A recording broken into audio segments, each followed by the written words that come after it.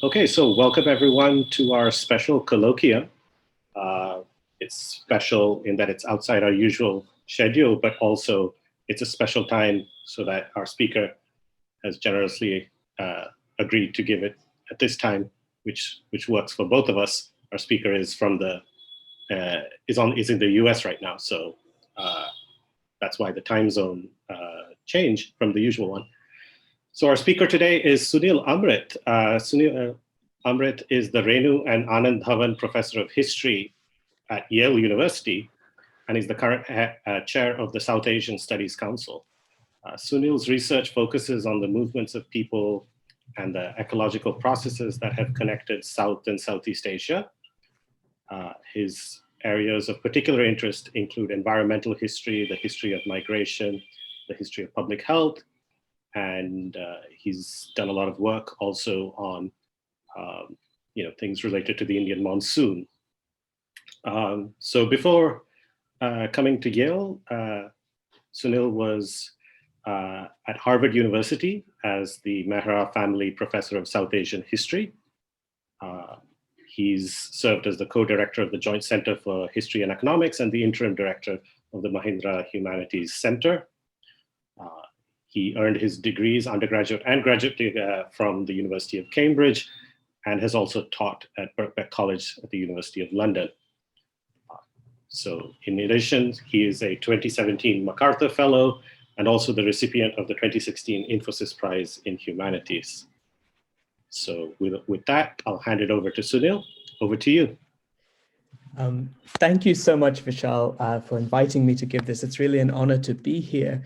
A lot of us like to say that there is much to be gained from more dialogue between the sciences and the humanities. And I'm grateful for your generosity in inviting a disciplinary outsider to your colloquium. I look forward very much to your feedback. I'd like to begin, if I may, and I'm just going to share my screen. There we are. I'd like to begin with the opening sentence of the website of the ICTS Monsoon Initiative, in which you write, "The Indian summer monsoon is a dramatic, multi-scale event that has a profound impact on the food security of 1 billion people." And my main message this evening is that explaining how India has tried to cope with that fact, with that vulnerability, is in fact a crucial part of India's modern history, especially over the past century.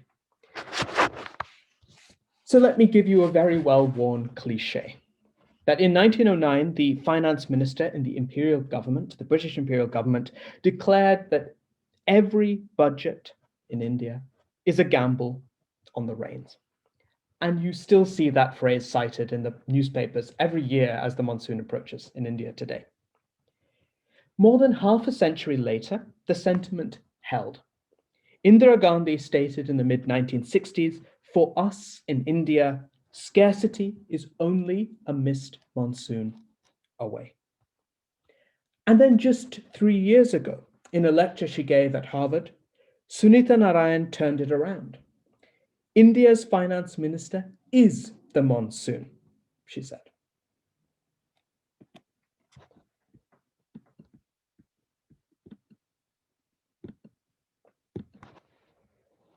In no other part of Asia would such sentiments be expressed, certainly not so consistently over a century, not in China, not in Indonesia. Why? Some of it is simply a fact of climatology. The Indian subcontinent is clearly at the core of this Asian summer monsoon. Some of it is demographic.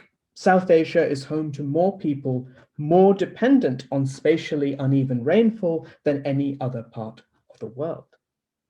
But some of it also lies in political language. Repeat something often enough and it becomes an article of faith. And one of my arguments is that the monsoon has become central to the political imagination of modern India. Now, South Asian societies and governments have coped with the monsoon's vagaries from the earliest times. I watched a very interesting video of a lecture given here at ICTS by Professor Sulochana Gadgil a few years ago, in which she noted that Chanakya was perhaps the first to write about the spatial unevenness of the monsoon. India's epic literature is suffused with the monsoon. In a later epoch, the Mughal state devised means to relieve the tax burden on cultivators in years of monsoon deficit. And of course, notably, the British did not do that. And I'll come back to that in a moment. But for the most part, the point I want to make is that knowledge of the monsoon developed as practical knowledge, as socially embedded knowledge, and as two kinds of knowledge in particular. Knowledge of the monsoon winds evolved from the practical knowledge of seafarers, and especially from the Arabic tradition. Among the first to write down this knowledge of the monsoon was the navigator Ahmad ibn Majid, who in the late 15th century wrote a detailed set of sailing directions for the Indian Ocean. And for Ibn Majid, monsoon, was above all a timetable. It was a series of specific dates from which sailors should set out from each port along the Indian Ocean's rim to be sure of completing their journeys with favorable winds. By the 17th century, the vessels of the European trading companies, the East India companies of England, France, and the Netherlands, had started to follow established marked sailing routes. And this was also the moment when ships began to collect systematic meteorological observations. And that archive of shipboard meteorological observation was very important in the 19th century when someone like Henry Piddington poured through these archives to try to understand the mechanism behind the Indian Ocean's cyclones. So the sailors were interested in the winds, and of course the cultivators were interested in the rains. And there is this deep store of practical knowledge of the patterns of monsoon-related rainfall, which you find in almost every cultural tradition in South Asia. And we have a living archive of this in Proverbs, some of which British officials, in fact, collected and transcribed and wrote down in the 1920s and 30s. Every Indian language has a rich lexicon to describe clouds and different kinds of rain. The sky in these proverbs is a series of signs to be read or warnings to be heeded. As one Tamil proverb had it, if clouds withhold their gifts and grant no rain, the treasures fail across ocean's wide domain. In this local wisdom, something of a sense of the spatial connectedness of climate across large areas. The turning point, I think, though, comes in the late 19th century. That was the moment when the monsoon became bound up with visions of India's future.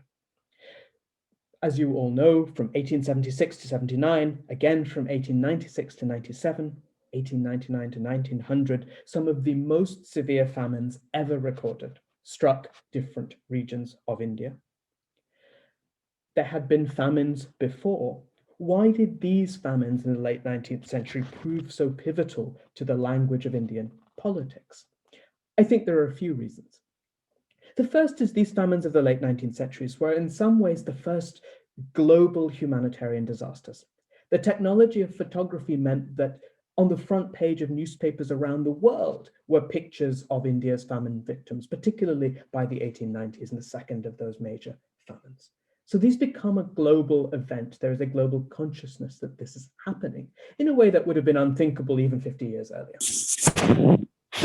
The second point, the second thing that makes these famines pivotal is that they were deeply embarrassing for the British.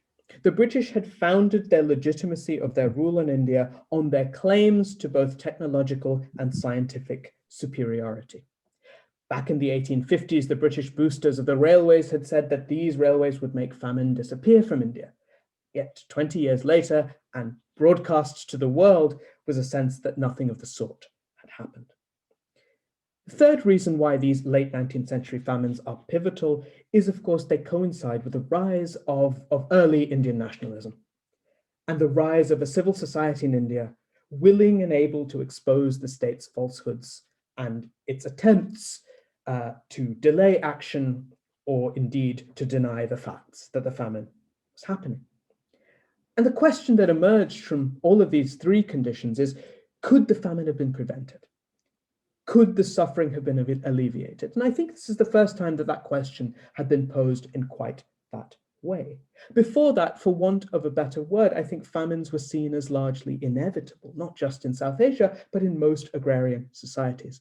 But these are in some sense the famines that follow the Industrial Revolution in Europe, that follow the establishment of the Raj, that follow all of the proclamations of the British government's liberal benevolence. And the famine belied all of those promises. Even British humanitarians pointed their finger at the British colonial government, including Florence Nightingale. Nightingale wrote, "The land of India is not especially subject to famine. The cultivators of the soil are industrious. The problem," she said, "is that we, the British, do not care for the people of India."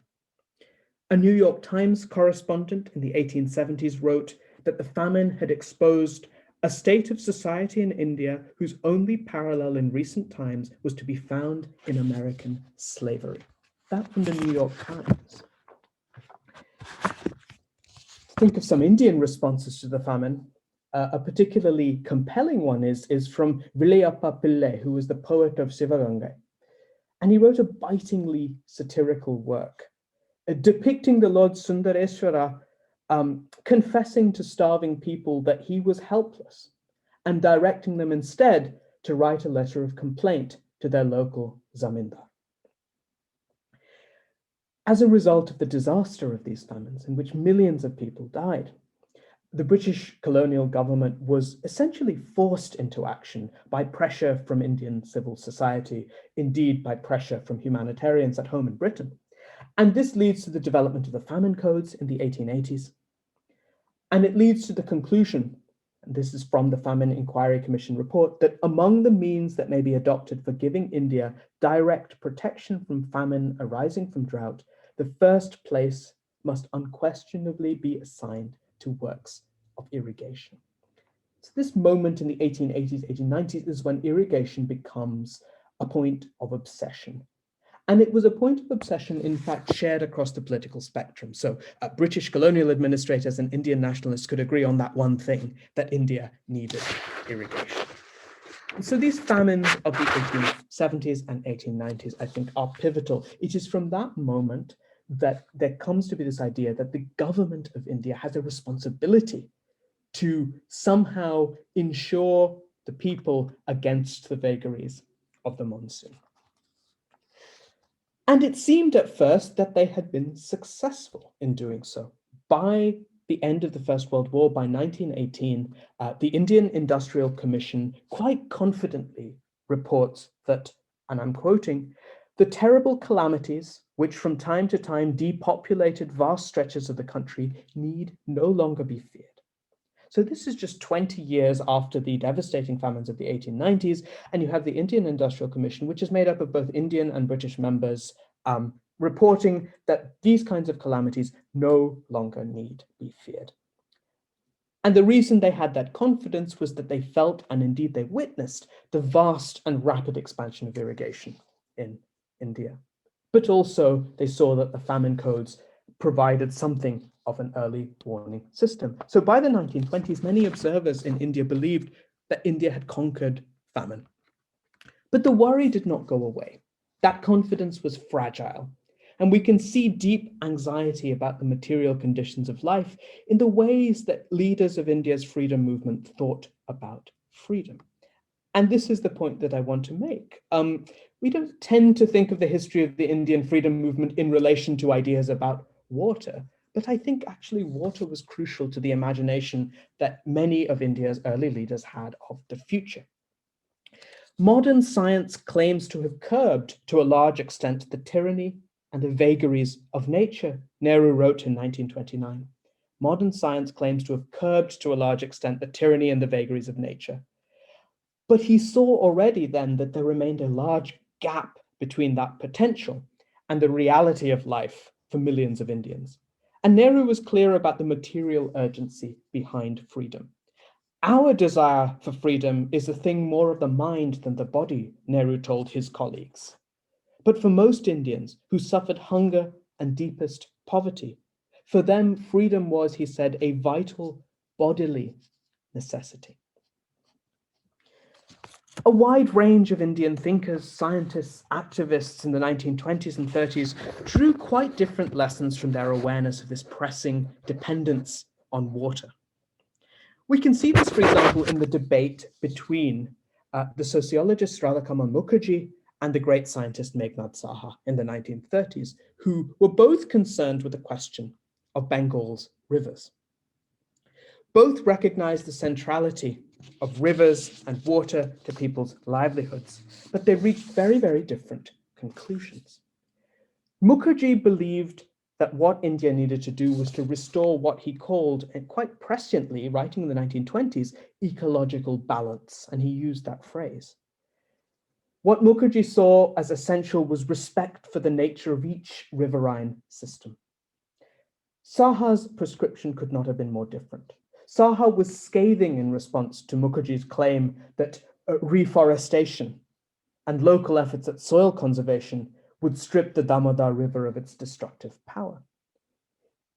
Saha called the claim that deforestation affected rainfall, a very common claim in the 19th century, he called it absurd. And I'm quoting him, "This is a claim for which there is not a single iota of positive proof." If changes in forest cover and land use had any effect at all on local climate, Saha argued, they must be extremely small compared to the huge monsoon currents which are responsible for the precipitation in Bengal. So in Saha's view, rainfall was beyond human intervention, but human intervention to transform the landscape was what could neutralize the threat posed by uncertain rainfall, securing rivers from the alternating paucity and excess of water. And here Saha was utterly confident about the future. "We are fortunate to live at a time," he wrote, "when the large-scale experience of thousands of dams constructed in the USA since 1915 are at our disposal." And of course, he also admired the Soviet example. He believed that the global circulation of ideas and technology, a process of learning, would come to India's aid. And in valorizing the American and Soviet models, Saha indicated that his dreams for India extended far beyond anything that the sluggish British colonial state could carry out. He envisaged the construction of dams in eastern India that would last for hundreds of years. So let me pause for a minute here before I proceed to talk about how these multiple strands of thought affected India after independence. My invocation of Saha has brought us to the topic that perhaps more than any other has dominated discussions of India's water policy, and that is large dams. And as I'll discuss in a minute, large dams have undoubtedly been of great importance symbolically, socially, ecologically. But I think it's a mistake to search the early 20th century only for the roots of India's enthusiasm for large dams. In fact, what we see instead, I think, is a multiplicity of ways of thinking about and addressing India's dependence on the monsoon. And these were at once more local and more global than the exclusive focus on large dams would suggest. And I think one of the things that historians might be able to bring to this debate is to draw attention to the wide range of possible futures that a diverse group of Indians imagined at the dawn of independence. Of course, one of the truly distinctive things about independent India in global perspective is the establishment of representative democracy. Never inevitable, and to many at the time, surprising in the face of such pressing material need. So in 1951, India carried out its first census after independence. It was at the time the largest census ever undertaken in the world. The average life expectancy in India at that time stood at just 31 years for men and 30 years for women. In the US at that time, the figure was already 65 years for men and 71 for women. For every 1,000 live births in India at the time, more than 140 infants died. And many, I think rightly, saw this as an indictment of 2 centuries of British rule. And I think we must lament some of the injustices and excesses that would in time be committed in the name of liberating the nation from the vagaries of nature. But it's salutary to remind ourselves of the scale of the problem facing India's leaders as they inherited power in the 1940s. And I think that helps us to explain why large dams seemed to be the answer to the problem of an uneven monsoon. 1950s were characterized by boundless ambition of a kind that Meghnad Saha had expressed earlier in the 1930s, that technology would solve the problem faced by India's cultivators. There's no question that large dams came to symbolize progress. Sunil Kilnani's memorable phrase, "India fell in love with concrete," in the 1950s. And of course, Nehru's invocation of dams as being the temples of the new India is something that is very often cited. And this is these are the temples of new India where I worship. And he said that when he opened the Bhakra Dam. Of course, the Bhakra Dam was symbolic in particular because it was in Punjab, which had been partitioned at a moment when a lot of valuable agricultural land, from India's perspective, lay now in Pakistan. So the Bhakra Dam was sort of a doubly significant one in that sense of nation building and securing the future. This is a photograph which shows Nehru inaugurating Bhakra, and you can see the monumental scale of this. This is a nighttime shot of sort of a 24-hour construction site going on. It's not surprising that when the Chinese Premier Zhou Enlai, and this is of course before the 1962 war, when India and China actually had better relations in the 1950s, when Zhou Enlai visited India in 1956, the first place Nehru took him was Bhakra. I don't know if this is going to work, but this is just a very short video clip from one of the films division's promotional videos on the Bhakra Dam. And I just want to use this to convey a sense of the sort of optimism and the association of dams and water control with nation building. And this is just a minute long. I'm just hoping it will play here.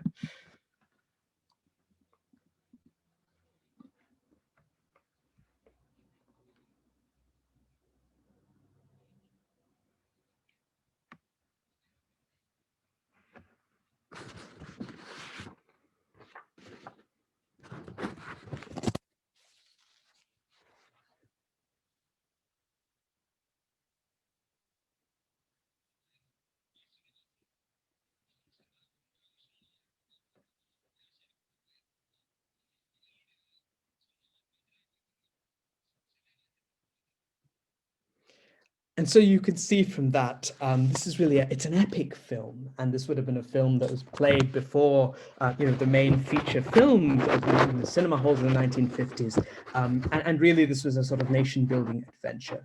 And it does strike me how central the Monsoon is to that vision of freedom. Like, liberating the nation was also to some extent liberating the nation from the vagaries of the Monsoon. By the mid-1960s, so this whole approach had already run into trouble. As you know, in 1965, 1966, large parts of India suffered from drought. This threatened food shortages and indeed led to famine being declared in Bihar, the first declaration of famine since India's independence, and something very humiliating in that sense. India's growing and uncomfortable dependence on American food aid was very clearly illustrated by those monsoon failures of the 1960s. And here we have a return of that old idea of India being a prisoner of climate. How helplessly we are at the mercy of the elements. That was a Times of India editorial in 1965, lamenting that all India had to show for the previous decade of development efforts was some, quote, shallow and tentative improvements in irrigation. So how quickly we go from this epic of Bhakra to the idea that all these represent are shallow and tentative improvements in irrigation. And the man charged with remedying this situation was Rajaji's protege, C. Subramaniam. Of course, Subramaniam's strategy was quite different. It was to concentrate irrigation in already developed areas. This is a prosaic way of describing a fundamental change. This was the beginnings of India's Green Revolution. And a fundamental precondition for the Green Revolution was a massive expansion of irrigation. Irrigation was not going to come from large dams, it was going to come more than anything else from groundwater. And you can see here, of course, that very, very sharp uptick in India's irrigated area in the 60s. That entirely coincides with what we might think of as the groundwater revolution. this map I've taken from the World Bank's archives. I was interested in excavating some of that history of how tube wells really spread as fast as they did in the late 1960s and early 1970s. And this is a sort of block by block map. This happened to be funded by the World Bank. Of course, most of these projects were funded by the government and by state governments, so that by the end of the 20th century, India was by far the largest user of groundwater anywhere in the world. That was a very rapid increase. In 1950, there were around 150,000 electric pumps in use in agricultural use in India, 150,000 in 1950, mostly in UP. By the end of the 20th century, that figure was about 19 or 20 million. So in the end, despite the symbolic value of the large dams as epitomizing a particular approach to liberating the country from nature, in the end, it was the humble tube well, and it would be pumps for the tube wells that seemed to hold out that possibility in a much more direct way. And of course, there have been all sorts of problems associated with this. The lawyer Philippe Coulet has shown, for example, that India's groundwater law continues to be shaped by colonial era precedents that accord absolute rights over groundwater to property owners with no recognition of its public importance as a resource. Hello. Yeah. Sorry to interrupt, but the mic is causing some problems. There are some noises sometimes. Is there any way to improve upon it? Let me see. I might just go. I think it's just the mic rubbing against your shirt or something. That's what's happening. I'm not wearing one at the. Actually, this is not a. I'm just using my computer mic, but Oh, I'm just going to put it back a bit further and see if that helps. Let me see if this works any better.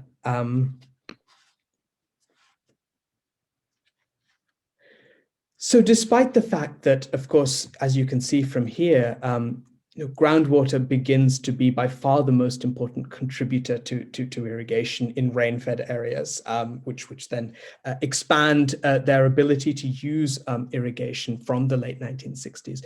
Nevertheless, the sort of construction of large dams continues unabated. In fact, 1970s are the peak decade for dam construction in India.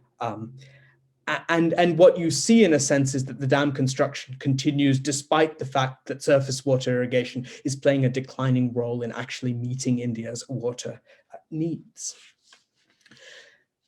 Both of these moments in the 1960s and 1970s, of course, coincide with the rise of the Indian environmental movement. And so at the same time as you have a state-directed idea that India needs to be liberated from climate with water engineering projects of both a very small dispersed scale like tube wells or the sort of top-down monumental technology of dams. What you have is growing recognition and opposition to this kind of approach to ironing out the vagaries of the monsoon. And you see this in a rise of different kinds of movements from within civil society in India. These included rural movements like the famous Chipko movement, as well as urban activism. For example, you see this in the So Clean group in Mumbai in the 1960s and 70s, which took an early interest in air and water pollution. The 1970s also saw, of course, India's Air and Water Acts being introduced by Indira Gandhi's government at the time. So there was recognition, even at the highest levels of the state, that there were some problems ahead in the way that India was using water. The first Citizens Report on the State of India's Environment by Anil Agarwal, the CSE, was a landmark, of course, in the history of India's environmental movement, and it concluded that, quote, if the costs of environmental degradation, such as deforestation in the catchment areas, are included, the price paid for India's large dams becomes truly staggering. Many environmental activists, interestingly enough, looked to history, to indigenous practices of water harvesting and conservation, drawing on a tradition of thought that goes back to Radha Kamal Mukherjee and indeed to Gandhi. They sought the principles of ecological balance in traditional practices of farming, fishing, and artisanal production. And you see that particularly in the CSE report, the fourth report on the state of India's environment on traditional water harvesting practices. Now, as a historian, I could say that this is a romanticized view of a sort of ecological harmony in the past. And I think to some extent it is that. But the point is really not that. The point is that history was being invoked in the 1980s to make urgently contemporary arguments about those left behind by the development process and by the unsustainability of some of what was going on. But as a professional historian, in some sense, I'm also struck by the way in which, the very different way in which environmentalists use history. They use certain narratives of history, which tend to be quite a stark before and after kind of narrative. In fact, archaeological evidence, Kathleen Morrison's work, for example, suggests that in fact, there's a much longer history of top-down water management in India, and perhaps that it's a much more of a multiplicity of traditions that you find even in the pre-colonial past, rather than what you see in a book like this, which was nevertheless, I think, playing an important political intervention at the time in the 1980s. And if there's Sunil, one a question? Yeah, please. Yeah. So just to pick up on what you just said, Yeah. Were there similar discussions on the role of historical traditions of water management around the time when the discussions about dams and Meghnad Saha and these kind of policy discussions, did the historical arguments play any role at that time? They did on one side of that debate. So if you go to someone like Radha Kamal Mukherjee, and I really do see his work in some ways as a forerunner of this kind of work, and that's coming out in the 80s, he was very interested in local practices and indigenous practices. What Mukherjee was saying was, in fact, that it was British colonialism, and even more than that, it was capitalism that had ruined the riverine system of agrarian Bengal. And that, in a sense, a much more sort of localist, self-sufficient approach to development, which he read into the sort of pre-colonial past, was something that he sought to recover and to restore. And then I think you see that coming back in the 1980s in the language of some of India's environmental movement. Whereas if you look at someone like Saha, he sort of rejected that. He was very much a forward-looking, as I think Nehru was in many ways, that this is about the forward march of technology and progress. Right. But I guess, is there any insight as to what was it merely a fascination with science? Was it a fascination with modernism that tipped the balance? I think it was a fascination with science and modernism, but also, it was a response to the astonishing rapidity of technological change in that era, and the quite plausible feeling that these technologies really did offer a transformative solution or a transformative vision of the future. I think, given how quickly things had changed with, electrification, for example, even in India's big cities, but certainly if they looked at the industrial cities of the Western world, there was a sense that modern industrial technology was the key to the future. And I think this was very widely shared. In some ways, theirs was the majority view. And voices like Radha Kamal Mukherjee's were very much a sort of minority voice of a more backward-looking, traditionalist, if you like, approach to development. In that sense, look at Gandhi. Gandhi, in many ways, was at odds with most of the nationalist movement in rejecting a sort of industrial future for India. Even some of Gandhi's closest supporters didn't go all the way along with him on that side of his sort of program. Thanks. Could I follow up with a question? Please. So when you talk about pre-colonial water management things, how good are our records? Like, do we know in the ancient, let's say 2000 years ago, how well we managed water, and whether, which of the lakes we had was, artificial and so on? I think the record is very patchy. For some parts of India, particularly for the south, the records are actually very good. And there's been really innovative new work, especially by archaeologists, but also using inscriptions and other kinds of physical material evidence to reconstruct. And this is particularly true in Karnataka, in Tamil Nadu.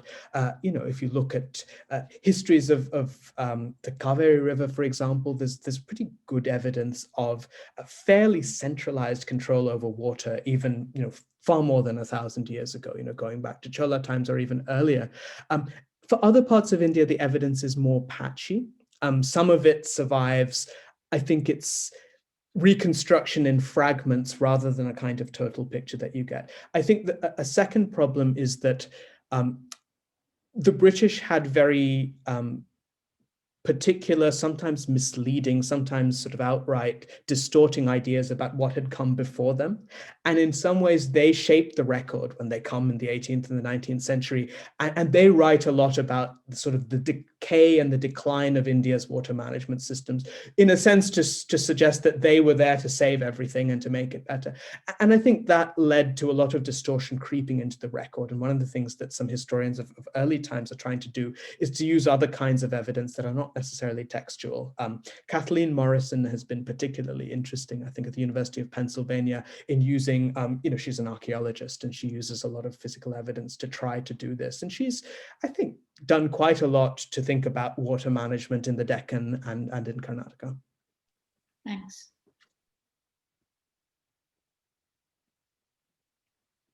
So in some sense, the point is not that the narrative in a book like this is wrong.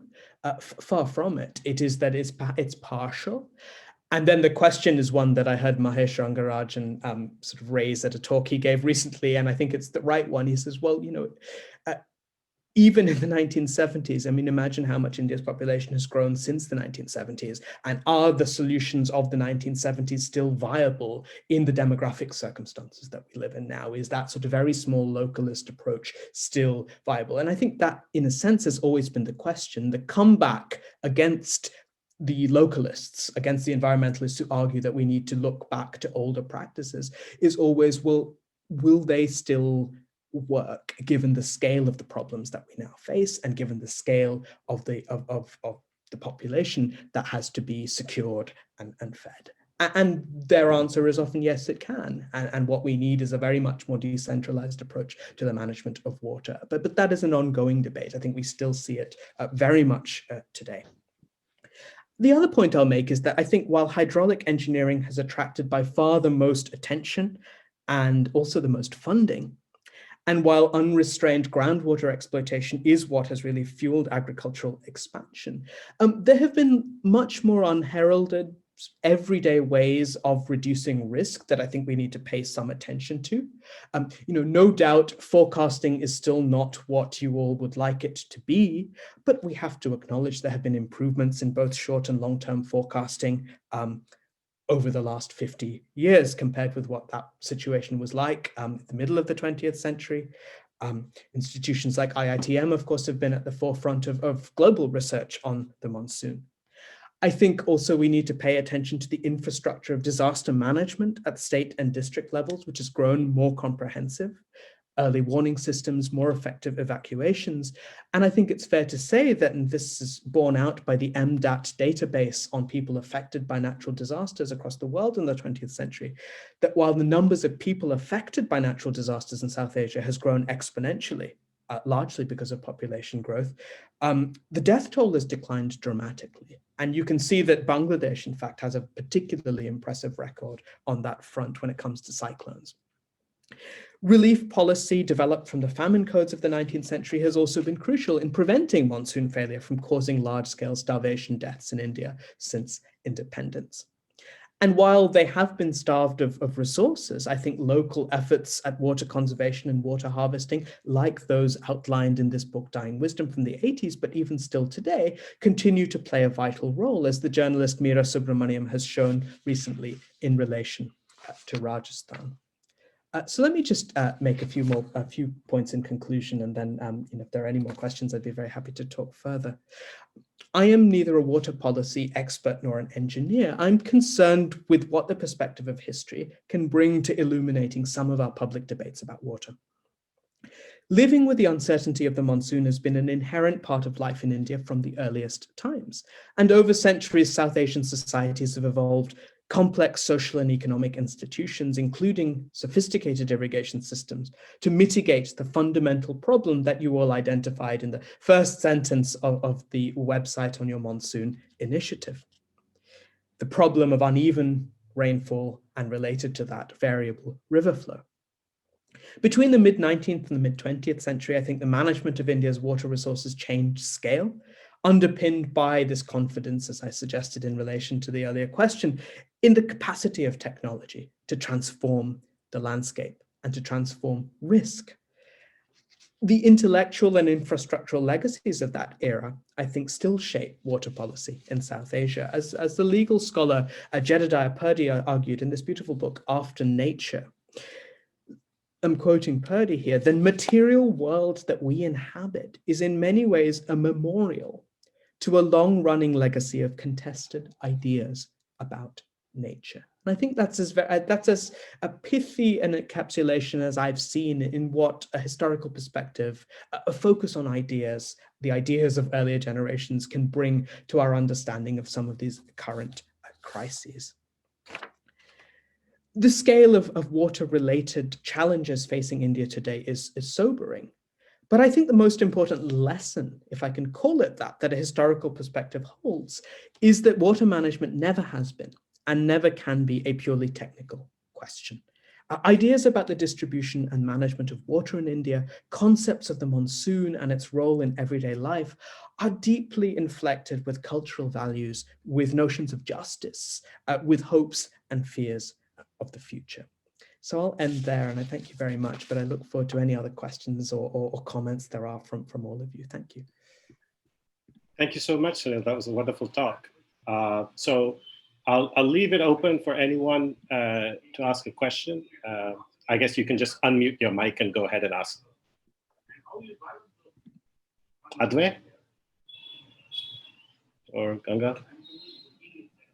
Yeah, thanks, Sunil, for this great talk. I had a couple of questions. So one was with regards to this whole resolution that people have proposed and that's sort of being debated as a solution to water crisis, which is merging of rivers. Yeah. Is there any roots to that in our past? That was one. And then the second was with respect to this whole China-India relationship, being pretty tense, I'm just wondering, and they're building artificial ways to build artificial clouds and things of that sort. Again, are there historical roots to both of these? Yeah. Thanks so much for those questions. Yeah, the river linking project quite explicitly has roots in the 19th century. And in some ways, even the current architects of the river linking project often invoke as the sort of founding father of this very idea 19th century British engineer called Arthur Cotton. And of course, Cotton played a crucial role, particularly in engineering the Godavari River, but also to some extent the Kaveri. And he worked mostly in South India in the 19th century. And he's the one who first wrote, this was, I think, in the 1860s or 1870s, wouldn't it be great if we could just bring the Ganga to the south of the peninsula through a series of canals? And then that idea sort of went away. And it was revived by K.L. Rao in the 1960s, 1970s. And that was a sort of second iteration of that project. And then, of course, in the 90s, I think it reemerges. And that is the sort of moment I think we continue to be in. And of course, there have been a lot of legal wrangles about the river linking project. There have been a lot of questions asked about what its environmental impact is going to be, whether it will be able to fulfill that vision of, in a sense, evening out the water inequalities of India. But I think that quest is an old one. The idea that one of India's key problems is water inequality, not just social and economic inequality, but that both of those things are in some sense sort of driven by water inequality. And I think that one end of the spectrum is that this problem can be engineered, like the river linking project seeks to do. And I think what I tried to sort of suggest is that there's also this other tradition of thought, which also goes back to the 19th century or even earlier, which is to say that actually smaller solutions are more prudent and perhaps wiser in relation to this. And then we get into this question of scale, because the proponents of the river linking would look at this and say, well, yes, you can have all of these small projects, but look at the scale of the problem. Is there anything short of that kind of vision that will be able to bring this about? It's interesting to me, Arthur Cotton. So, since the 1990s, of course, as we know, in India, we've had so many cities renamed and streets renamed, and quite a conscious attempt to move beyond a kind of colonial legacy, to Indianize. interestingly enough, Cotton remains in some ways a sort of rare Englishman who's still a hero in many parts of India, particularly in Andhra.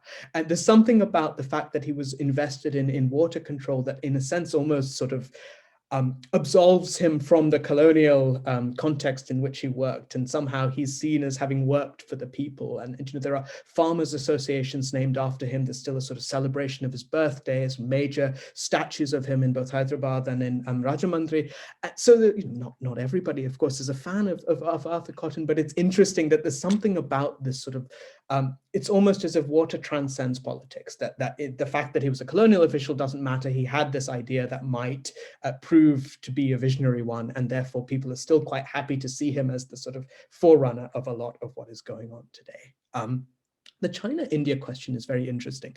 One of the most surprising things I found when I was looking at the archives of the Indian Ministry of External Affairs, especially in relation to how we think about these questions now, is when India became independent, and after the Maoist revolution in China in 1949, even after the Chinese invasion of Tibet, it's striking to me how little Indian officials paid attention to the fact that so many of the rivers originate in Chinese territory.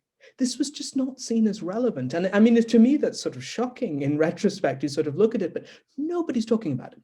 Even the sort of internal confidential debates of the Indian Foreign Ministry in the 1950s, they're worried about lots of things. They're worried about the border. They're worried about various things, but nobody's worried about water. And I suppose that makes me realize that it's actually very late in the 20th century that the idea of engineering the upper reaches of the Himalayan rivers really starts to become both viable. I mean, China doesn't start building dams in Tibet until the 80s. And, you know, it's at the same moment that Indian dam building ambitions in the Himalayas start to sort of escalate. So this, for me, it feels like something that really just sort of accelerates in the late 20th century. In fact, I would go even further than that. There's this correspondence in the MEA files in the Indian archives, 1950s, where somebody does ask the questions like, do we need to worry about the Brahmaputra? And the answer is no. Absolutely not. You know, it will be 50 years before the technological capacity is there, or before anybody has the resources or the will to you know, ever think of engineering, you know, the upper reaches of the Brahmaputra. So it is very interesting that some of this has emerged as quite a modern and contemporary problem. And of course, now this problem is a volatile one, and it's not just river engineering, but as you pointed out, this idea of sort of cloud seeding and all sorts of ways in which deliberate intervention to change water flow, or indeed to interfere in the water cycle at any place, might have geopolitical consequences. Hi, Sunil. So I have a couple of questions. That my questions are more related to the future rather than the history. So, like we know that the climate change will inevitably have a role on or have an influence on Indian monsoon, and generally, climate scientists believe that Indian monsoon will become more erratic. There will be more extreme rainfall events as well as long rainless stretches, meaning there will be both more floods and more droughts, and we are already beginning to see things like that. So one of the questions which I have is, in this kind of change scenario, what do you think, or do you foresee any kinds of new socio-political conflicts arising in India? And also, apart beyond technology or scientific or technological interventions to solve these kinds of challenges, can you see any positive role which the Indian political class can play in, say, in modulating public opinion, or and generally nudging the country to adopt a more sustainable solution to these kinds of problems? This is one question, and a related question is, this is also related to climate change only. So you initially mentioned migration in sometimes. So like especially one region which is the country of Bangladesh is supposed to be gravely threatened by climate change, and large parts of it are likely to go into just go sink below the sea, and as a result this may trigger off large scale migration from Bangladesh maybe into India. So already like in the regular political jargon we hear so much talk about infiltration from Bangladesh and all things like that. So how do you think like the political scene, in case this kind of a migration process starts, how do you think it will modulate the internal political and demographic situations of India, and how and what can be some possible ways of finding a like a harmonious solution to these kinds of issues?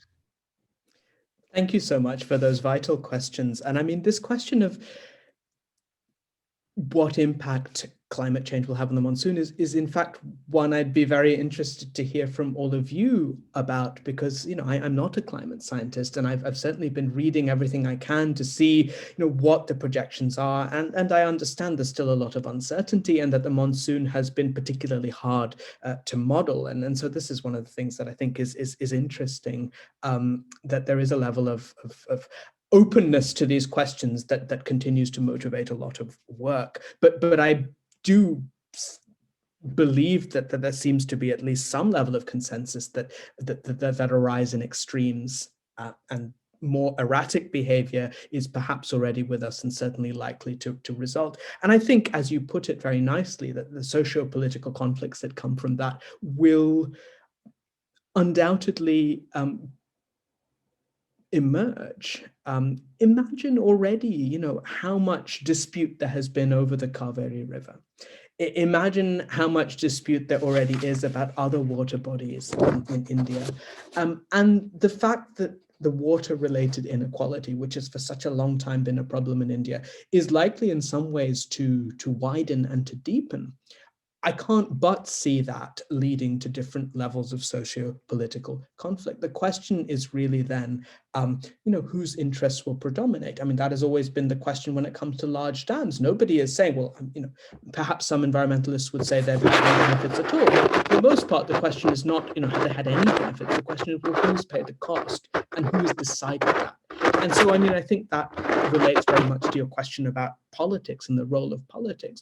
Ultimately, this is a question of who has a voice, who will decide who bears the brunt of the impact of climate change, particularly if it starts to change the monsoon.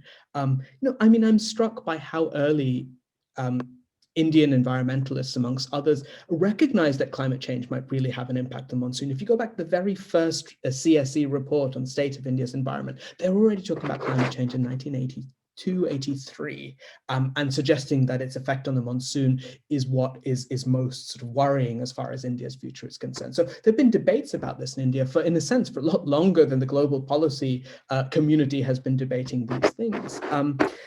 Part of the question is about global politics. Part of this question is how far will the Indian government, perhaps in this case aligned with China or perhaps not, how far will the Indian government be able to continue to press its principled argument that because India has played such a very tiny role in the historical causation of climate change, and because India has the levels of inequality that it does require substantial investment from other parts of the world in order to help this happen. Whether that happens or not in the current political climate, certainly in this country that I'm sitting in, that seems very unlikely. And so I think some of this is an internal political question, some of it is an international political question. This brings me to the question of migration. Yes, Bangladesh is one of the most threatened countries in the world when it comes to climate change. I think most projections are, and this is my own feeling too, the vast majority of migration in Bangladesh will be domestic. Yes, some people will cross into India, some people will get on boats and try to go to parts of Southeast Asia, some people will try to make very dangerous overland journeys to Western Europe, but the vast majority will move internally. They will move perhaps first and foremost to Dhaka, which is already under strain. They will move short distances. To be able to undertake long-distance migration, even when threatened by dire circumstances, takes a certain amount of capital. It takes a certain level of social networks. The poorest are not going to be the ones who are necessarily able to take those kinds of long-distance journeys. One of the things that really alarms me in the West is this whole language of climate refugees, as if most of the climate-displaced people in the global South are going to be knocking on America's doors. It's nothing of the sort will happen. First of all, I think they will be primarily entirely domestic. Second of all, it is their neighboring countries. So in this case, yes, this is a question between Bangladesh and India. And again, I feel optimistically utopian, though it may be in current circumstances, that greater regional cooperation is vital in this, in sort of some sort of managed process of accepting or helping to mitigate the impact of climate change upon those who have to leave their homes. I mean, there's some sort of model of this on a very, very small scale in what New Zealand is doing for some of the Pacific Islands, but New Zealand's population is tiny, the Pacific Islands populations are tiny. Perhaps those kinds of arrangements are manageable there. New Zealand is a very highly resourced country.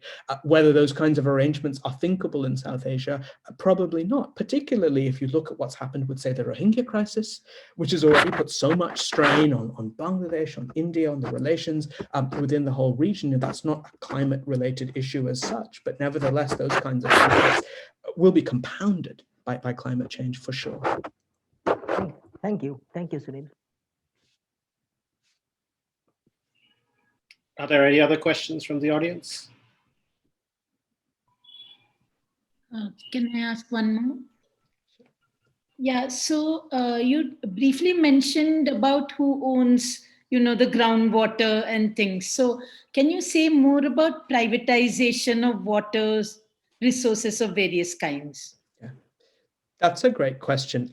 The point about who owns the groundwater is very interesting. That the precedents that govern ownership of groundwater are actually cases from the Madras High Court in the 1930s. I mean, those are still on the books as the kind of ruling precedents that decree that the landowner has absolute rights over the groundwater that goes under their territory. And Philippe Coulet and some others at CPR have been trying to make the argument that because groundwater is of such public importance, that it has to be in some sense treated in a different way, in the same way that surface waters are treated as sort of some ways a public good. I don't know that much progress has been made, but I mean, there's some very innovative reforms that they've come up with in trying to sort of bring that about.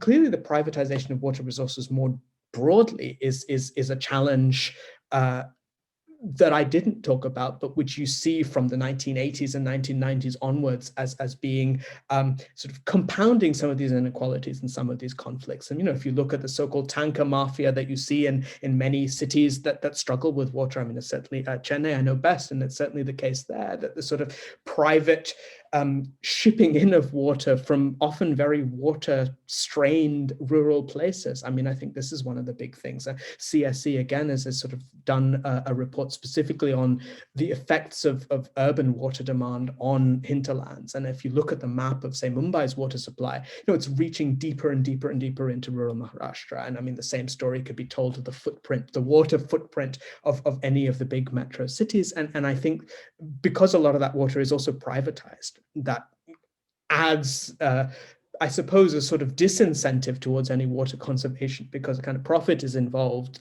for those who are starting to control these supplies. And so, I mean, I think that must be taken into account if there's any discussion of sort of reforming groundwater law, for example.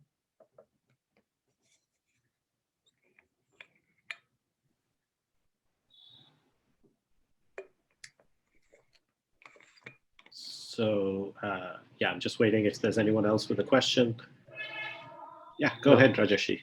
Yeah, so there is a big challenge in the parts of India where if there is little rainfall, there is a possibility of drought. But if there is heavy rainfall, there's a possibility of flood and hundreds of lives dying either way. So from a historian's point of view, is there any way to challenge that? Is there any way to mitigate that problem? Because it's certainly a concerning problem to approach.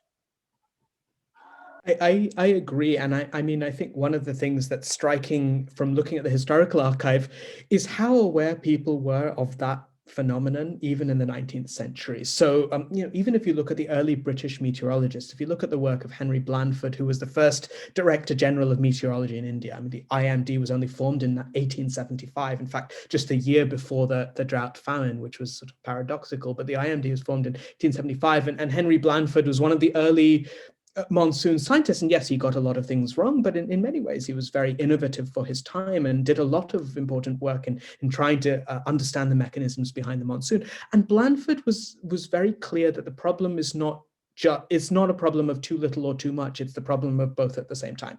And so in that sense, precisely the problem that you pinpoint, and that problem is clearly becoming accentuated with climate change when the extremes are growing. But that problem of drought in some places and deluge in other places, or indeed drought and deluge and alternation in the same site over years, is something that I think has emerged as almost an intractable problem. And I think it is precisely for that reason why so much faith has been put in infrastructure, in different forms of infrastructure, to try to even out that unevenness. And clearly technology plays some role in this. The question is what scale of technology and how much control or ownership local people will have over those technologies, whether this is embankments to prevent flooding, or whether this is modes of water storage in years when there is a lot of water to sort of even out the supply over time. I mean, clearly there are multiple levels of effort going on both of those fronts all the time in India, and there have been for the last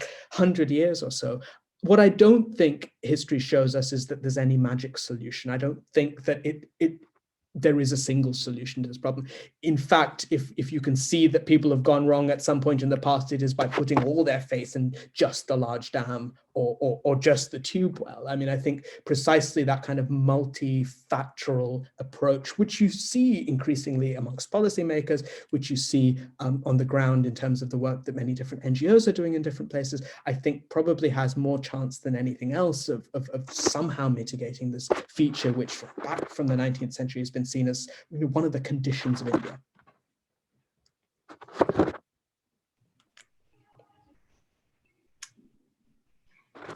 Okay, on that note, this is the last call for questions. We'll take, if there's one last question. If not, let's thank Sunil for a wonderful talk. It was fascinating. Thank you so much for taking the time to talk to us. Thank you so much for having me. It's really, really nice to engage with you all, and I look forward to being in touch in the future. Thank you all. And please assume we're virtually clapping for you. All right, thank you so much. Wonderful. Thanks for having me. Bye, everybody. Thank you. Bye.